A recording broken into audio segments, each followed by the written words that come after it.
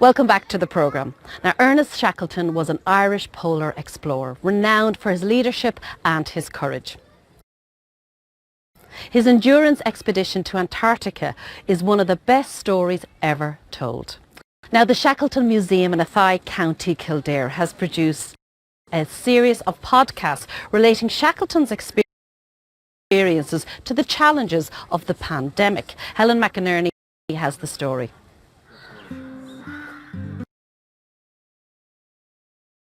This is the house in County Kildare, where the Antarctic explorer Sir Ernest Shackleton was born in 1874. Ernest's father, Henry, was a farmer, and his mother was a Garvan from County Carlow. Henry Shackleton was his father, and they rented the farm of the Duke of Leinster for the period of about 10 years, from 1870 to 1880. So Ernest was born in 1874. So he was the second of the family, and there was 6 of them born here, and then 4 subsequently afterwards. So there was 10 of them actually in the family, and he was the second eldest. They would have been farmers. They farmed here for that period, and they were like anyone else, farming their farm. And after in 1880, their father decided that really they would look at something else, try a different tack. So he went to study medicine in Trinity College at that stage, and he became a doctor, and eventually, but from here they moved to Marlborough Road in Dublin, and then after that to England. The Shackletons were millers, compounders, and with a big operation in Ballytor, and with a long history in Ballytor, through the Quaker community there. So they were long established, and so they were a big milling family, so he obviously had that background. Kilkee Castle, once the home of the Dukes of Leinster, is visible from the front garden of Kilkee House, and Ernest Shackleton's father, Henry, rented the farm from the Duke. The Shackletons were a substantial family, so it was a good farm. Yeah, they had been here a long time, and similarly on his mother's side, they came from Carlow, and they were very involved in Carlow. So they were local people, basically a local couple that married and lived here. Richard says little has changed at Kilkee House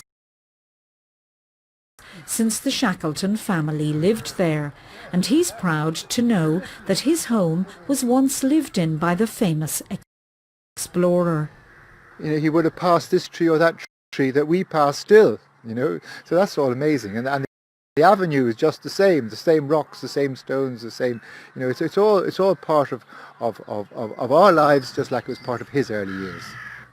When Ernest Shackleton was 6 years old, his father Henry gave up farming and moved the family to Dublin. Henry studied medicine at Trinity College, and when young Ernest was 11 years old, the Shackleton family moved again, this time to London. The Shackleton name is well known in the Ballytor area. They were originally a Quaker family who arrived in Ireland in the 1700s, and they were involved in education and farming. The Shackleton Museum in Athy tells the story of the Kildare-born polar explorer. Shackleton is most famous for leading an expedition to cross Antarctica, and although he and his team of men didn't succeed, the expedition became famous as a remarkable story of survival. The museum opened in the late 90s, and it was principally focused on the history of the town of Athy and various themes in Athy, like 1798, the Great Famine, those kind of things. But we're also focusing on a local born hero, Ernest Shackleton. And it became clear to us over the last decade or so that international visitors had a particular interest in Shackleton and his exploits in the Antarctic regions. And the exhibition has grown in response to the interest shown by visitors from all over the world. Among the exhibits is a model of the ship Endurance and a large number of Shackleton family photographs. This is as close as you'll get to a scale replica model of Shackleton's ship Endurance. This actually was created for a Channel 4 drama about 20 years ago that featured the Irish-born Kenneth Branagh, who played Shackleton. And this is probably one of the last proper models made for a TV series before all these CGI special effects came in. It's a fantastic replica of the Endurance as it was when it went to the Antarctic in August 1914.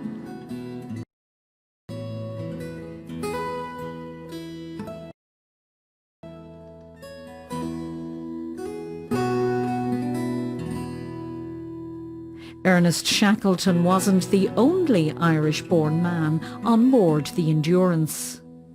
We had other Irishmen. We also had a very unknown man called Tom Crean from Anascaul, County Kerry. We had Tim McCarthy from Kinsale in County Cork. And we also had a Dr. Macklin from the north of Ireland as well. American-born historian Juliana Edelman became interested in the Shackleton story when she attended the autumn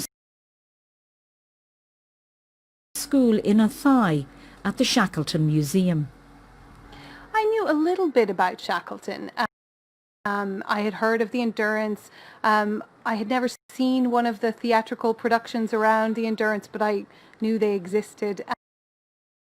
And I was invited to go to the Autumn Shackleton School in Kildare to give a talk on something that didn't necessarily relate to Arctic or Antarctic exploration.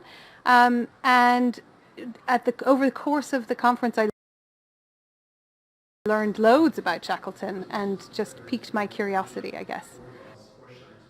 When we were all asked to lock down in our homes due to the pandemic, Juliana began to think of Shackleton and the challenges he and his team faced on the Endurance expedition.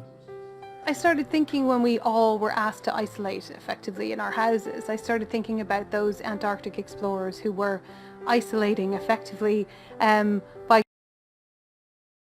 going on this very isolated journey, and was there something we could learn from them about how to survive that situation? And of course Shackleton came to mind, and the more I looked into it, the more it seemed like yes, they had lots that they could potentially teach us. And in the course of talking to the people involved in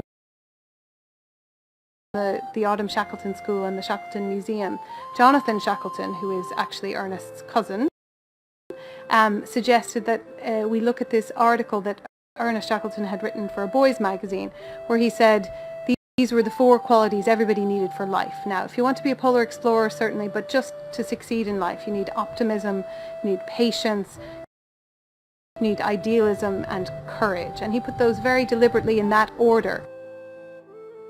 Maybe some examples of Shackleton and his men's ability to be optimistic in what looked like very dire circumstances, ability to be patient, waiting 12 months essentially on floating ice, ability to be idealistic, to keep striving for something even if it seems difficult, and to have courage even in the most ordinary ways of just getting up every day and continuing to do the things you need to do to move towards your goal. So we thought those, and with concrete examples from their expeditions, that might give people some inspiration.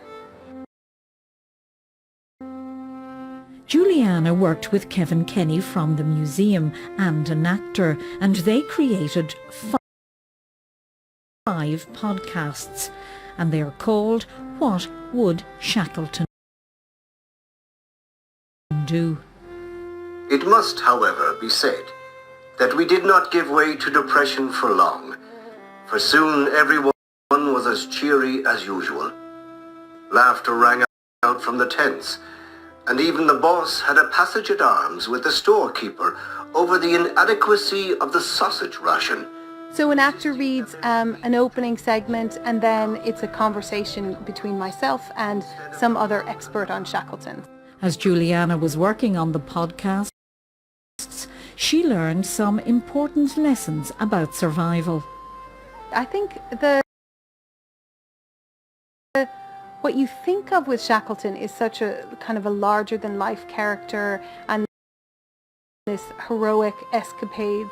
But when you get into the nitty-gritty of it, I suppose what I was struck with was just the day-to-day. Survival is just day-to-day. It's doing